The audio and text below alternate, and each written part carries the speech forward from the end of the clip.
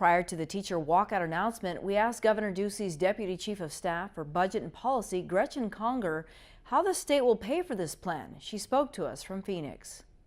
We're essentially funding this via three separate buckets.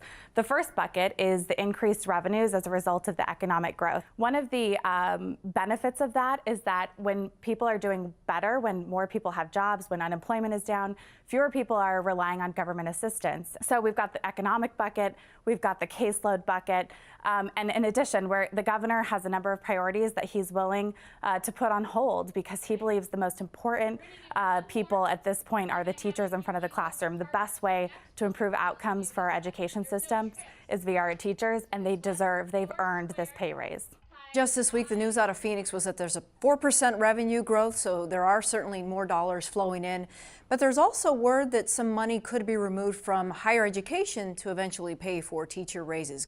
What we came up with, what the governor proposed last Thursday, was not cuts to any of these programs. It wasn't cuts to Medicaid. It's not cuts to higher education. It's investments in our teachers and our K-12 system that are paid for by, as I mentioned, either a reduction in caseload on the Medicaid side, or as it relates to higher education, we're having conversations with the legislature as we speak about where we can invest additional dollars while still making sure that we fund the governor's 20 by 2020 teacher pay raise and the restoration of recession-era cuts that fund schools generally. So right now we're looking at essentially 10%, 1% that was already there, another 9% this year.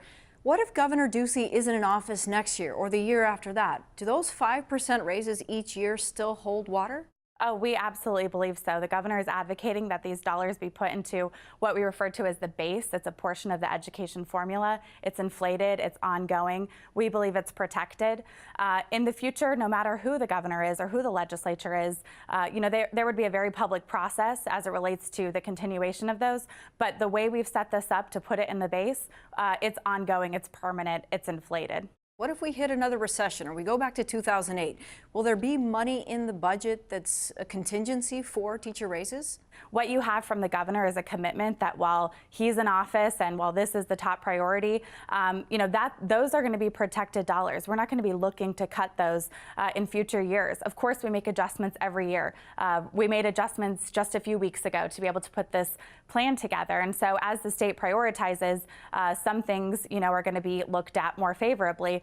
But we really believe that the growth of the state is sustainable. Among the demands that teachers had been making over the last few weeks were raises for support staff, bus drivers, cafeteria workers, secretaries. Will those individuals see a pay raise in this plan?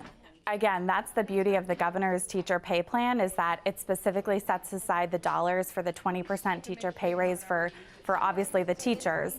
But those additional assistance dollars are flexible. So we've had school districts, the governor met with superintendents, he's met with school leaders who are saying that the flexibility with those dollars will allow them to invest in other support staff and classified staff, other individuals who obviously make the classroom tick the way that it does.